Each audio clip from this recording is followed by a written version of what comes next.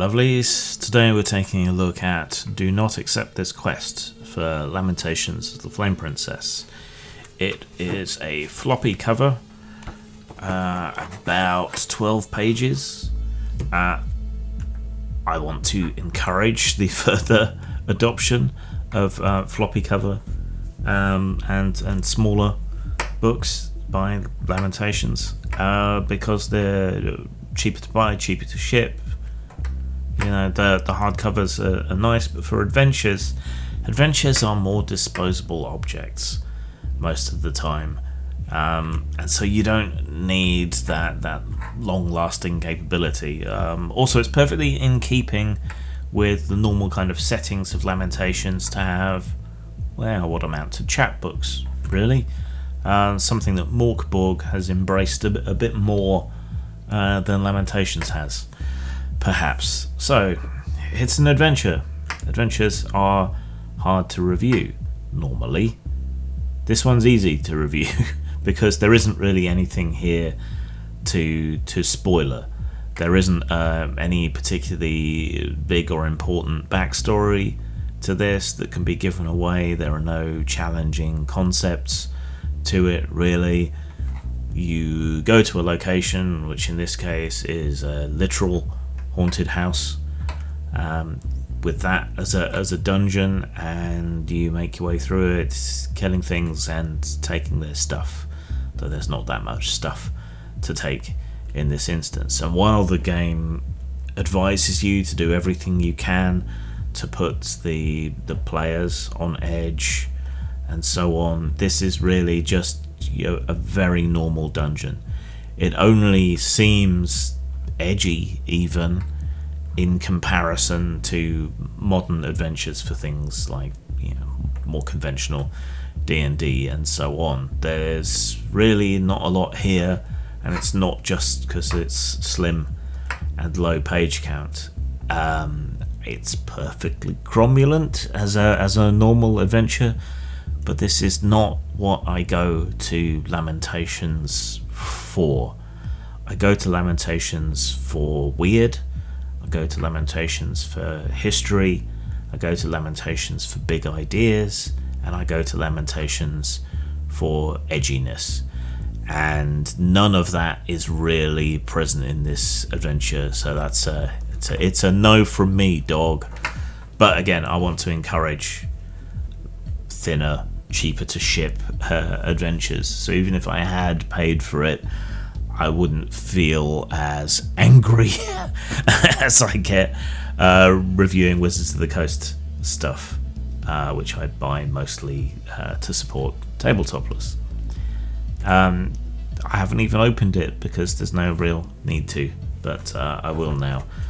Okay, in terms of style, the illustrations are good, you know, back to a decent quality. The maps are good.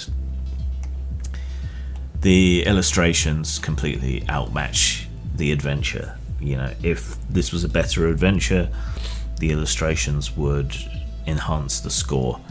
But as it is, all things considered, there is not really much here that makes this a Lamentations adventure.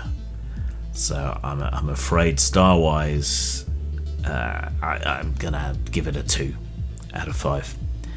In terms of substance, I mean, it's a thin book. You wouldn't expect much in terms of substance, but there's really nothing reusable here at all.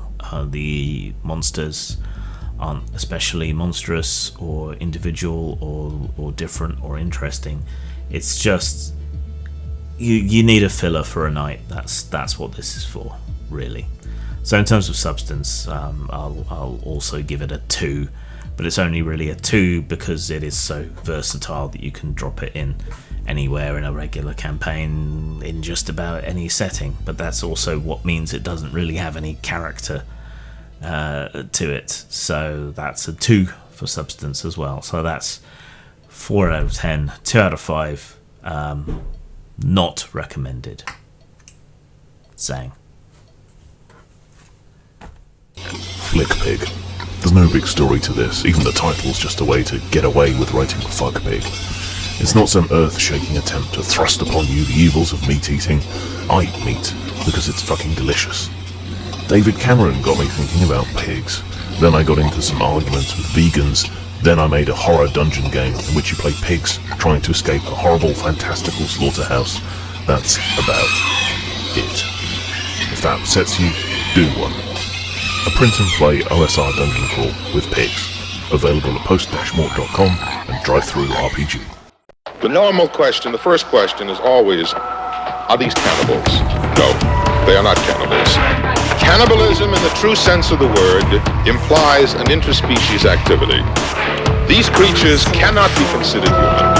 They prey on humans. They do not prey on each other. That's the difference. They attack and they feed only on warm human flesh. Intelligence? Seemingly little or no reasoning power, but basic skills remain are more remembered behaviors from normal life.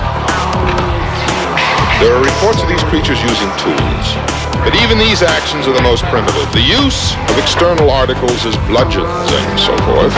I might point out to you that even animals will adopt the basic use of tools in this manner. These creatures are nothing but pure, motorized instinct. We must not be lulled by the concept that these are our family members or our friends. They are not. They will not respond to such emotions. They must be destroyed on sight.